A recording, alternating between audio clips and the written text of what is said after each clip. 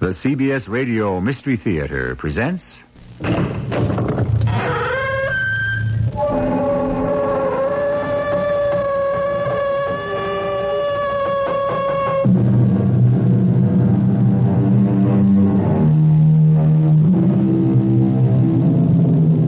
in.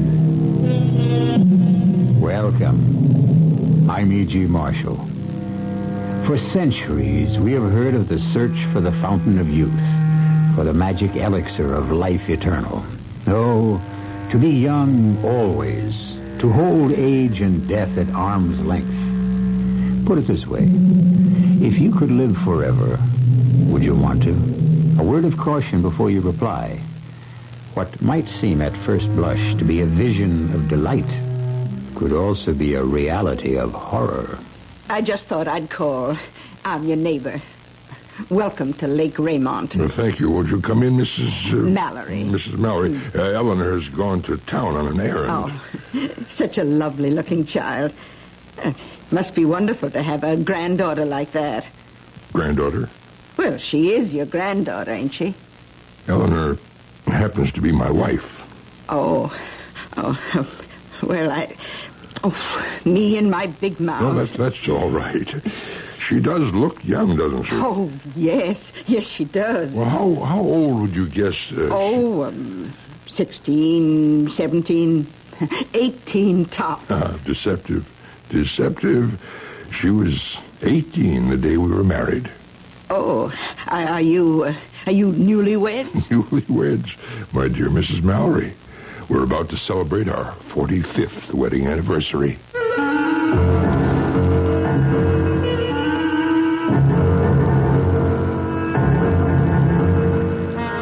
Our mystery drama, Age Cannot Wither Her, was written especially for the Mystery Theater by Sam Dan and stars Jennifer Harmon.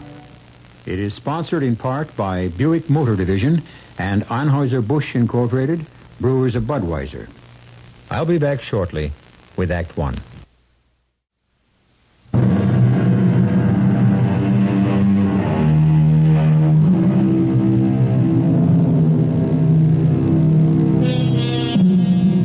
There are those women who seem to inspire hopeless passion in men. They are women whose love can never be won, and, if captured, can only be held for the moment. We tend to sympathize with the unfortunate men who are caught in their web, but the truth is, it's the woman, as usual, who pays the price in the end. Our story is set in the town of Raymont, named, of course, after the celebrated Lake Raymont, that vast, beautiful body of water high in the Adirondack Mountains. A very determined-looking middle-aged lady is walking with purposeful stride down the main street. She has an expression on her face that bodes ill for someone. Oh, Sheriff. Oh, yeah, Mrs. Mallory. Oh, yes, Mrs. Mallory. Roberta Mallory. It used to be the sheriff knew everybody in town. I'm sorry, Mrs. Mallory, I'm new here. I spoke to my husband and the neighbors, and they said, what are you getting involved for? Involved in what? But I'm a citizen. Now, it's my duty to uphold the law. Has the law been violated? Is murder a violation of the law, Sheriff? You here to report a murder? These people, the Burnhams, they have the house next to ours on the lake. Now, he's in his 60s, maybe 70s, and she can't be more than 20. Now, what kind of marriage is that? Well, now, Mrs. Mallory, I must ask you... Those things don't work. They can't work, and they can lead to murder. Well, you have any facts for me? Well, it was just this morning. We're sitting around the dock, my husband and me, and we share this dock with the Burnhams, you see. Well, him and her, him in swimming trunks, and she in that bikini of hers, they come down to the water. We exchange polite hellos. We're not close. And they get into the sailboat. They got this 16-footer, and off they go. Yes? Well, 3-4 hours later, the sailboat comes back. He's all alone. She's not with him. So I say to him, where's Miss Burnham? And you know what he answers? Well? He gives me the funniest look, and he says, obviously, she's not here. Well, what happened to her? I don't know what happened to her. Well, what did Mr. Burnham say had happened to her? He said absolutely nothing. Now, here's my point. He can keep his mouth shut when I ask him, but he's got to open it when you ask him.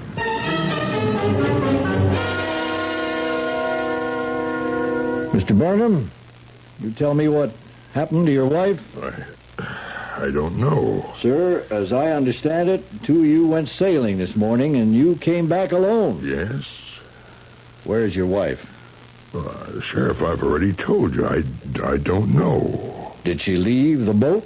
Well, obviously. She wasn't there when I returned to the dock. Mr. Burnham, are you feeling all right? I have a headache. I suppose it was carelessness on my part. See, we had a very strong breeze on the lake, and she let go of the boom in order to tack, and it swung free. Well, you know how swiftly it travels during that maneuver, and it just caught me across the head. I must have passed out. For how long? I don't know. When I came to, she was gone. When this accident with the boom occurred, where was the boat? Well, we were quite some distance, well, several miles from shore. Is your wife a good swimmer? Well, no. Then if she did fall overboard, she'd drown. No, because, well, she couldn't. Well, how can you say that? Because nothing can happen to her. Mr. Burnham, you better explain what that means. I can't explain it. I can only tell you that nothing can ever happen to her. Mr. Burnham, I'm afraid you don't understand the seriousness of your situation. Oh, I understand. I understand that my marriage of 45 years is over. But when a man and a wife go sailing and the man returns What did you say about being married for 45 years? Well, today was our 45th anniversary.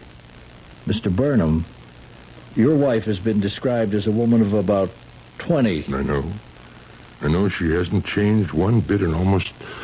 Do you realize it's almost half a century, Sheriff?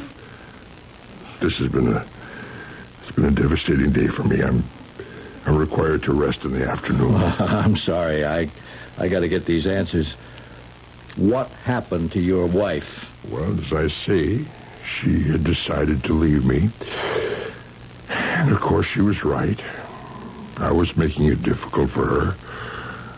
Well, when I was knocked unconscious, she may have thought this would be the best time to go, so she sailed the boat to shore, got out, and she set me adrift again. And where would she go? Away. Lose herself once again in the world. Wearing nothing but a bikini? Carrying nothing? Oh, I'm sure she had access to whatever she needed. I see. You got a picture of your wife? Well, we have only one picture in the house. It was taken the day we were engaged. Here, this one over here, on the cabinet. But that can't be the way she looks now. Oh, yes, exactly. Oh, no. She's 45 years older. Oh, you would think so, but that's not true. When that was taken, I was 25 and she was 19. Today, I'm 70, but she's still 19. Sure, excuse me. I'm very, very tired. Yeah. Why don't you just lie down for a few minutes? May I? Thank you so much.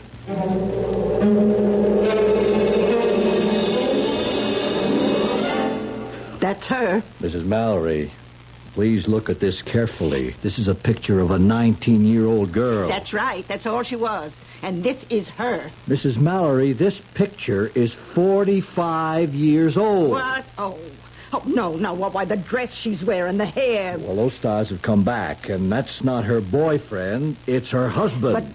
But she's a young girl. Well, examine this photo very carefully. Could it be somebody who resembles her? Let's say her daughter. Look, I'm a student of people. Mrs. Burnham had this slight squint in her left eye, you see? And a little mole, right side of her chin.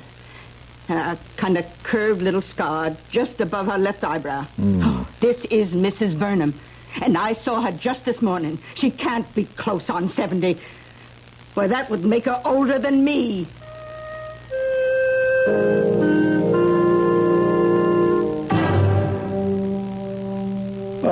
you feel, Mr. Burnham? Why have I been arrested? Why am I in the hospital? Why are psychiatrists having a field day with me? Well, it's part of a mental examination. In other words, the consensus is that I'm crazy. Oh, let's say that your behavior after you realized your wife was gone has not been normal. Now, believe me, Sheriff, when I tell you that my wife is alive and well. I'd like to believe you.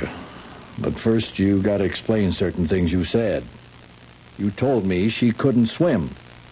Yet if she fell overboard, she couldn't drown. That's right. Because nothing can ever happen to her. That's what you have to clear up. I can't. You won't believe me. Why won't I? Well, if I tell the true story, they'll put me in an asylum for the rest of my life.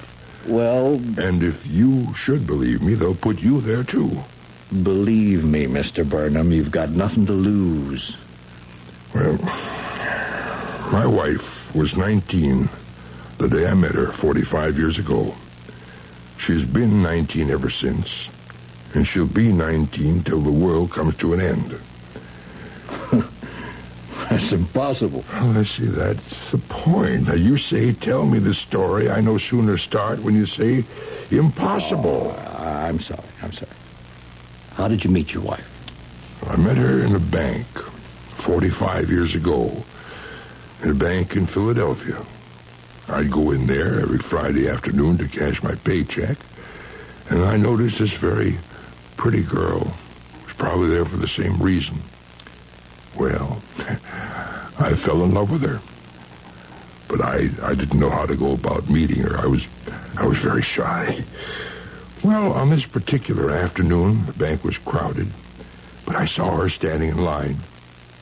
I was wondering, hoping how I could meet her, when suddenly... Everybody put up your hands. Everybody. Hold on. Don't make a sound. Hey, you, crazy thing, put that phone down. Operator, this is the Merchants Bank on Chestnut. Put down that phone. There's a holdup in progress. Shoot her. There are 6 men. Kill her. All armed, all wearing masks. Get out of here. Let's get out.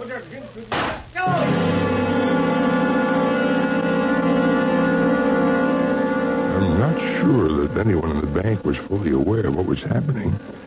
At the sound of the shooting, everybody threw himself to the floor or jumped behind desks. But I couldn't take my eyes off her.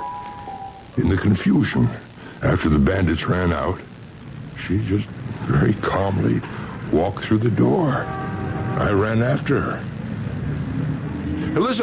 Listen, I have to talk to you. Who are you? I think what you just did was, well, it was absolutely terrific. Would you excuse me, please? No, look, this isn't a pickup or anything. My name is John Burnham. I'm a chemical engineer. What could be more respectable than that? I'm sorry, I'm not interested. I looked at that ring finger on your left hand, and I see you're not married or even engaged. Now, if you're going with somebody or if you're in love with somebody, okay, I'll take a walk. That's exactly the way it is.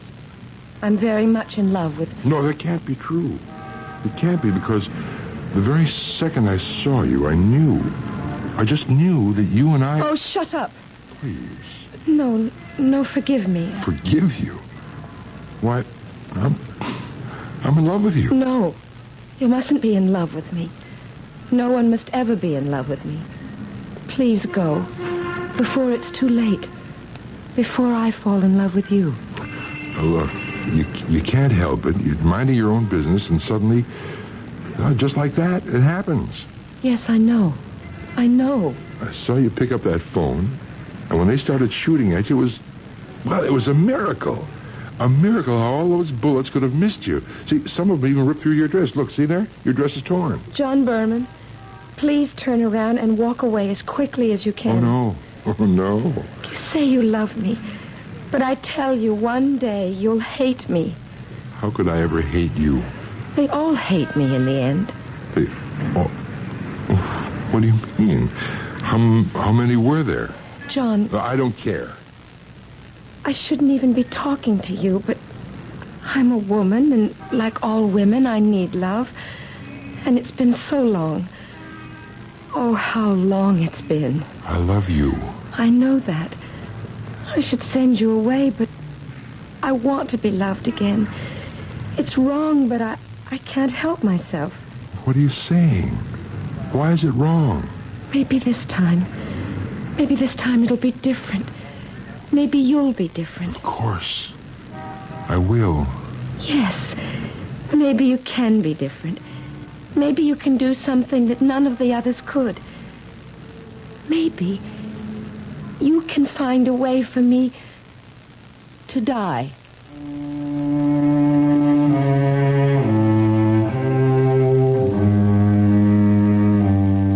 All right. That's a request you don't hear every day. Why should she want to die? She's young. She's beautiful. She should have a whole glorious life in front of her. And yet, didn't she try to die back there on the bank? Didn't she force the bandits to fire at her? Could every bullet have missed her? We'll try to answer all these questions for you when I return in just a few moments with Act Two.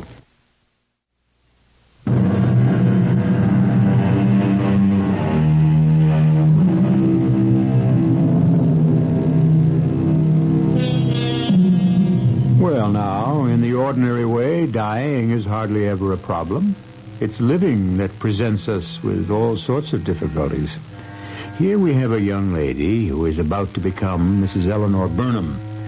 And what does she want her husband to give her for a wedding gift? She would like for him to find a way for her to die. All this is part of some explaining that John Burnham has to do to the sheriff.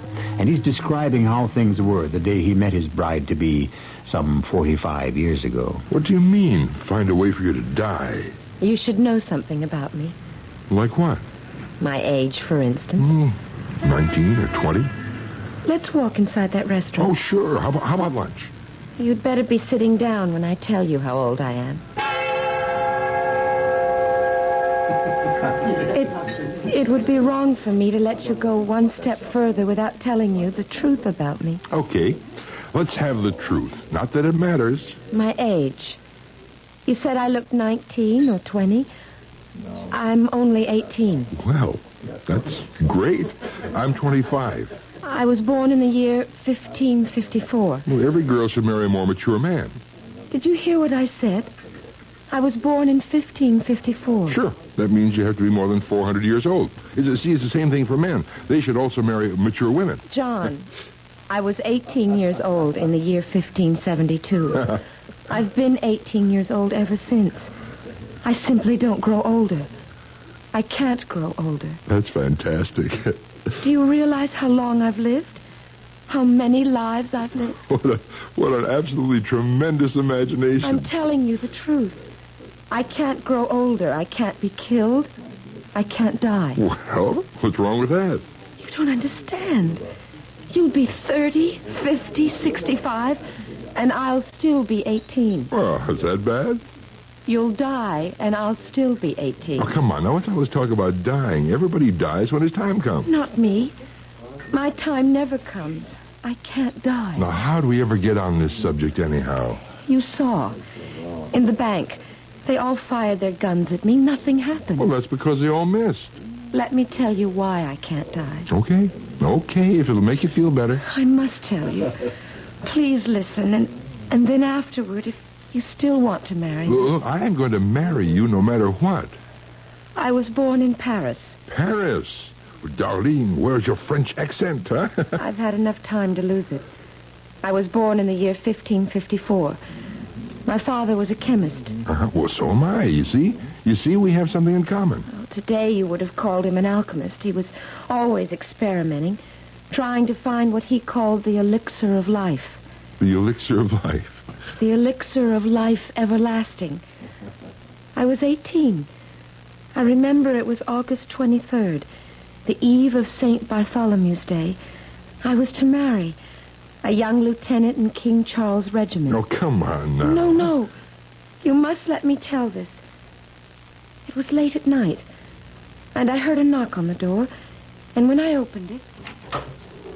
Philip. Let me in, quickly. I must not be seen here. But it's bad luck to see your bride the night before the wedding. Come with me at once. What are you saying? There is no time to lose. I can hide you in my uncle's house. We can trust him. Philip, what are you... The king has planned a massacre. All the partisans of Prince Henri of Navarre and all the Huguenots. You can't be serious. My own regiment is entrusted to carry it out. But it's impossible. Please, there is no time to talk, to argue. It has already begun. Oh, my father. You and your father, both of you are marked for death. Now come, quickly. I won't leave without my father. Get him. We have no time. He's downstairs in the cellar. Hurry. Father? Child, do not interrupt. Father, This is almost complete. Father, listen. That glass bottle from which the vapor is steaming. Hand it to me. Father, we must leave here at once. Hand me the bottle, child. Carefully, it may explode. Oh, my poor girl. Here, let me see. Oh, dear me, how fortunate. The breaking glass missed your eye and struck you just above the brow. Father, there's going to be a massacre. Philip has come to help us escape. Now, press a clean cloth to the wound. It is not deep. We cannot stay here a moment longer. You must wait a moment longer. A moment is all I need to mix the potion. You ancient gods, in all your might, lead my way. Grant me light. Father. I know. Philip has come to rescue us. But there is no rescue. Philip will never get us through the streets alive. We cannot stay here and be murdered. No. You will not be murdered. Here. This is now ready. Drink it.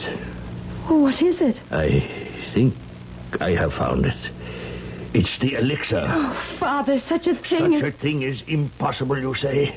Drink it, and you will never die. Please, you must... The massacre has begun. Drink this quickly, and nothing will ever be able to harm you. Father... There is no other escape. I have found the potion. I have said the prayer. Drink it quickly.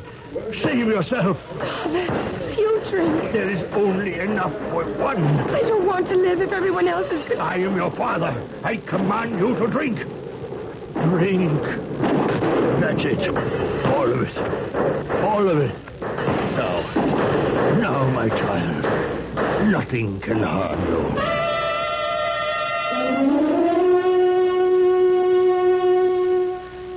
I fainted from fright, from shock. When I recovered later, my father was dead, beside me. The servants were dead. The house was in ruins. But by that time, the madness had spent itself. It was safe to be on the streets again. I made my way to Philip's house, and he married me. Well, I guess that means that I'm not your first husband, am I? Nor my second, nor my third. You see, my father, at the very last moment, had discovered his elixir of life. And what it does is it prevents you from aging. And aging is what causes death. Well, sure. And whenever a part of my body is injured, it heals immediately. So I can't be killed. Now, why would anyone want to kill you? You are so adorable. Don't do this to me. Do what? Don't make me fall in love with you. Oh, but I intend to do just that. It'll be so much harder for me to leave you when the time comes. You know, you should be a writer. You should write horror stories. You know, those science fiction things. I wouldn't know how to write. Oh, you should know how to do everything. I mean, if what you're telling me is true, you should be the wisest person in the world. Why? Well, because you've lived for, 400 years, according to what you say, and you should have learned things, acquired wisdom. Well, that's not true. I was just an ordinary girl. I had no special talent or ability.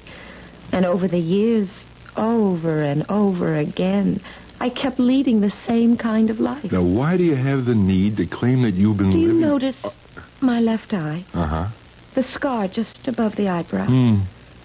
That glass bottle exploded just before I drank the elixir. And that's the last time I have ever been injured. The very last time. Okay, I believe you. You don't really believe me. Oh, what does it matter? I love you. Love. When you're young, you think love is all there is, and that it lasts forever. It does. I know what love is. And I know what forever is.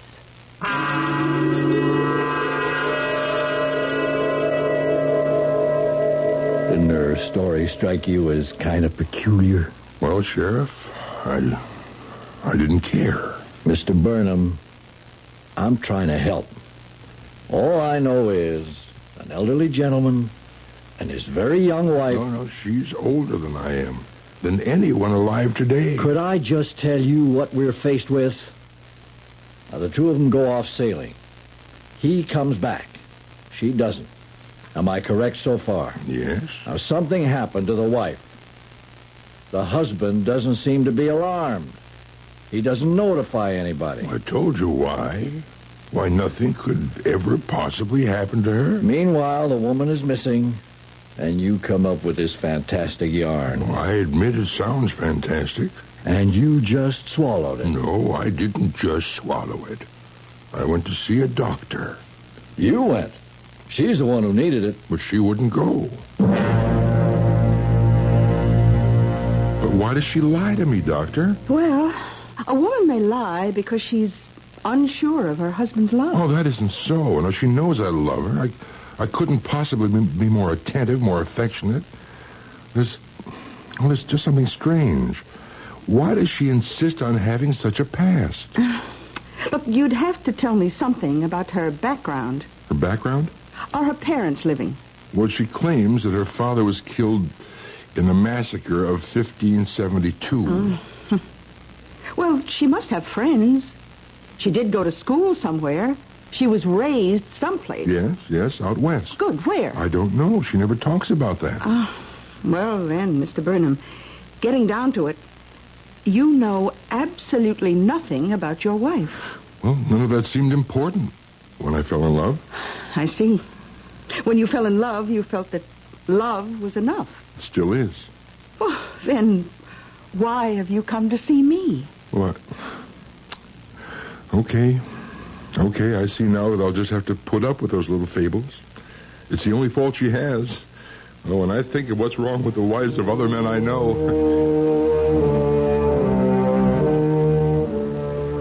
Well, a few years went by. We were happy. I started doing well financially. It seemed to me that there was no reason. Well, see, I'm old-fashioned. And I think one of the basic reasons for marriage is a family. No. But you like kids. I've seen you around children. I don't even want to talk about having children. We've been married 10 years. You're 28. I'm 18. You should have kids before... Well, your first one before 30. Look at me. Do I look a day older? Well, You look 10 years older. You're still young, but you're over 30, and you look it. all I want is for us to have children, but if you have a good reason... The answer is no. Well, let it be no, but tell me why. I don't want to bury any more of my children. I can't go through all that again. John, there are certain things you must never ask me. Have you had children? Yes, I've had children. Well, what happened to them? Where are they? They're dead. Dead? How? How? 400, 300, 200 years ago? Children died like flies. The ones who weren't killed by fever died of old age. I refuse to outlive another child. All right, Eleanor, now look. I think it is time for this nonsense to end. You've got to rid yourself of this terrible delusion. No. Keep away from me. Don't touch me. Eleanor. Let me out of here. Oh, you look like that soldier who stabbed my father. Like the Indian who scalped my daughter. Eleanor. Let me out of here. Eleanor. She ran out of the house. Her car was parked at the curb. And she got inside and drove off wildly, madly. My car was in the driveway, and I started after her. We lived in the hills. We always loved the country. I was barely able to keep her in view. We were climbing higher and higher along a narrow, twisting road along the side of the mountain when suddenly she took a turn too quickly. The car swerved out of control right through the wire guardrail and down the side of the hill, turning over completely and landing on the rocks hundreds of feet below. There was an explosion. The wreckage was a mass of bright flames, a fiercely burning funeral pyre. I climbed down the hill as quickly as I could. I stood helplessly by the car. And then she just walked out of the wreckage. Every stitch of her clothing had been burned away. The gold ring must have melted off her finger. But not a hair was singed. There wasn't a mark on her body. She looked at me and smiled. Darling, you'd better lend me your coat.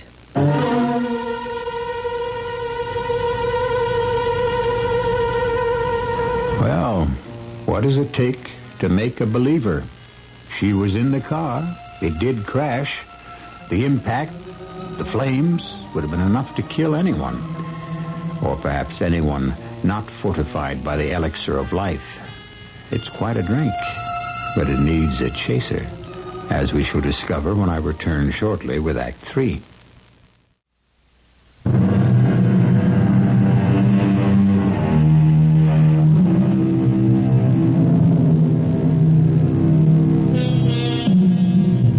Age cannot wither, nor custom stale her infinite variety, said the poet.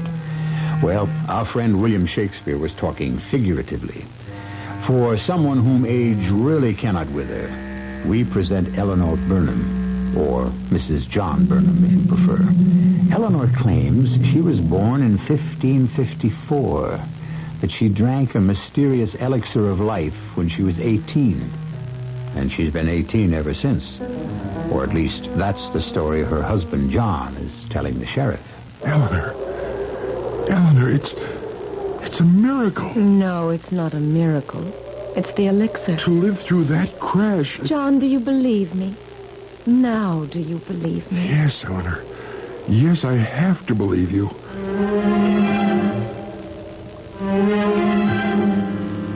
Are you telling me that she lived through a car crash like that one? Yes, Sheriff. Yes. Mr. Burnham, you're an intelligent man, but you evidently found yourself in, an intolerable situation. You were jealous of your wife's youth, beauty. You could no longer keep pace with it. Sheriff, I didn't kill her. I love her. So you manufacture this, well, it's up to you. We'll drag the lake. We'll find her body. No. She went away to begin another lifetime. No, sir. She might have gone away if you hadn't drowned her. And we know with whom. What are you talking about? Would the man's name be Peter Collins? What? What do you know about Peter Collins? I've been doing some investigating. Your wife has been having an affair. No, it wasn't an affair. We talked about it, Helen and I. Well, if it wasn't an affair, what was it? But, Eleanor, if it isn't an affair, what is it? I was driving into the city, and the car started acting up. I had to pull over to the side of the road, and he happened by. He was very nice enough to fix it. How many times have you seen him? Well, How many? Just a few times. Why? Oh, John, the day you and I met, I said, John Berman, walk away. Turn around and walk away fast as you can. One day you'll hate me. That day is here. Why? Do you have to ask why? Look at yourself. You're almost 70. I'm still 18. But, Eleanor... I can't help it. I can't help myself. Please. Oh, John. I've never had a chance to become anything but an 18-year-old girl. My blood is 18. My heart. The things I want. The things I need. I'm sorry. You're no longer the... Eleanor. I love you. It's no longer the kind of love I need. Eleanor. Oh, John, please pity me. Pity you? Yes, me. How many times have I stood like this, talked like this, had my heart broken like this? And I must do it again and again. Each time, I hope, I pray, maybe he'll be different. Maybe he'll be different. I thought maybe you'd be different. I tried to love you more. But I don't want love. I've had too much love. I want death. If you really loved me, you'd kill me. Kill me, and I'll be free. How can I kill you? You can't die. Find a way. How? I don't know how. What do I know? I'm just a young girl who was born at the end of the Dark Ages. This is a new world. Civilized. Scientific. Can't you find a way? You're a part of that world. You want me to kill you? Kill me. Take me with you when you die. I'll go with you. I love you best. I love you more than any of them. But I don't know. For the first time, I have hope. You're a man like my father. You're a chemist. No, I'm a chemical engineer. And he was an alchemist. It's the same mystery, isn't it? Well, He found an elixir of life. You find me an elixir of death. I thought it was crazy. But what could I do? I tried. I had to try, and so I went about it scientifically. Something existed in her blood, her tissues. I boned up again on pathology, biology, hematology. I analyzed her blood. I searched. I tried every approach I could think of. But there was nothing to be seen. Nothing to be found. Did you ever hear your father mention any names of things, of chemicals? Sulfur, nitrites, I think gold, silver, mercury. Yes, and? Oils. What kind of oils? The only kind of oils used in those days were olive oils. They were used for everything, for cooking, for soothing wounds. For soothing wounds. Burns, yes. Now, this elixir, this potion you drank, what did it taste like? I can't remember. You must remember. Well, it was so long ago. Try to remember. They were breaking down the door to kill us. I was so frightened. Please try to remember. Well, he recited a certain verse. What do you mean, a verse? It was a prayer, a magic prayer. I guess you'd call it an incantation. I don't mean nonsense like that. Don't call it nonsense. My father believed it. Without the incantation, it couldn't. Nothing could have ever been done. Listen, I remember how he would say it. You ancient gods in all your might, lead my way and grant me light. Well, all I can do is try. Keep trying.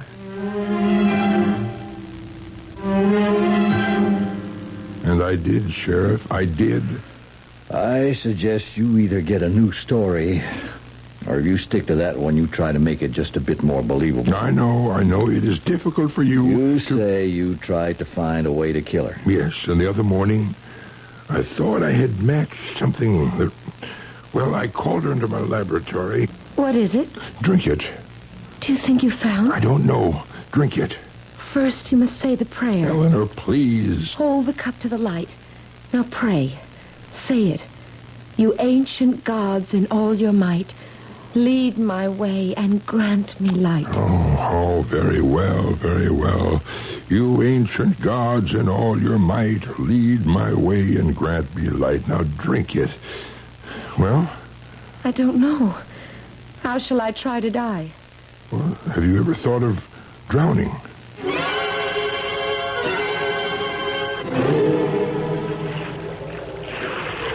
Well, darling, we're out of sight of everyone now. I should have gone out alone. Why? I want to be here. Well, the Mallorys, they saw us leave. If you come back alone, they might... I know, dear, but I won't come back alone because, you see, you're not going to die. I'm not? No, this potion, this formula, whatever you want to call it, it can't work. I failed you. But you said the prayer. I also overheard the phone conversation. Which conversation? I wasn't asleep. I listened on the extension. I shouldn't have. But you and Peter planned to run away today. John. I don't blame you.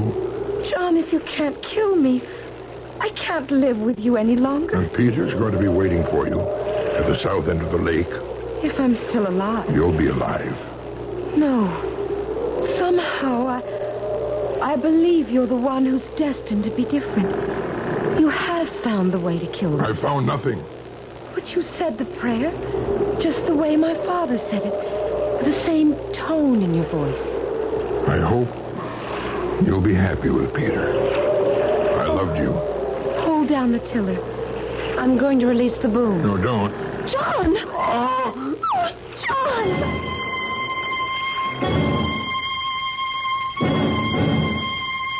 The swinging boom caught me. I heard her scream, and then I blacked out. When I came to, well, I told you the story. So you think she ran off with the guy, Peter? Yes, it was what she had planned, and I don't blame her. Mr. Sheriff? Yeah. Uh-huh. Sure. Okay, I'll bring him right over. You want to put on your robe and slippers, Mr. Burnham? Well, where are we going? For a little walk. Just down the hall here. Around the corner. Stop at the next door. Why did we come here? That lettering on the door, what does it say? Morgue. Why did we come to the morgue? After you, Mr. Burnham. Why are we here? On the table, Mr. Burnham. You see who that is? On the table? No. Oh, Eleanor. They just got her body out of the lake. She's drowned. Then I found the elixir. I don't even remember what I mixed. But the important thing... You know what the important thing was, Sheriff? The prayer. The prayer. But Doc says she didn't die of drowning. She's been poisoned. Of course. It was the elixir of death. And now she's free.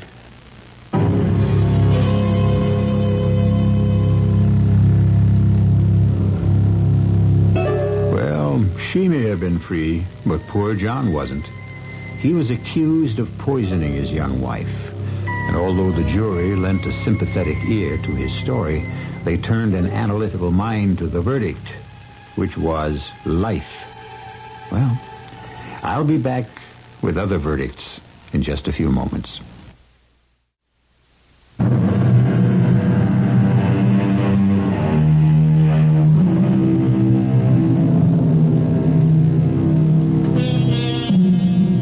Fountain of youth, the cult of the young. How we worship them in this country. The young, the strong, the beautiful. How we hate to age, to mature, to grow old, and yet to stand still while the world goes by is to be left behind in a strange, alien place forever. Our cast included Jennifer Harmon, Joe Silver, Bryna Rayburn, Ken Harvey, and Earl Hammond. The entire production was under the direction of Hyman Brown. And now, a preview of our next tale. I'm only saying what everybody else is saying. Yeah, that's what everybody keeps saying, all right. But what? It ain't true. You had the identification down cold. What made you change your mind? Oliver, you were paid off. How much did you get? I didn't get anything. Do you expect me to believe that? Yes. Then you're a fool. You're the one. You're the one who kept saying, don't get involved, don't identify him, think of the safety of your family. You also had a duty as a citizen. Now you're hopping on that bandwagon. What bandwagon? Before the trial, you were saying to me, Ollie, you're crazy. They're going to fish your carcass out of the river. What are you getting mixed up in it for? Okay, so I backed off. And now everybody said, on account of guys like you, crime's going to take over the country. How much did they pay you to keep your mouth shut? That's what I want to know. How much? Radio Mystery Theater was sponsored in part by Anheuser-Busch Incorporated, Brewers of Budweiser, and Buick Motor Division. This is E.G. Marshall inviting you to return to our Mystery Theater for another adventure in the macabre. Until next time, pleasant dreams.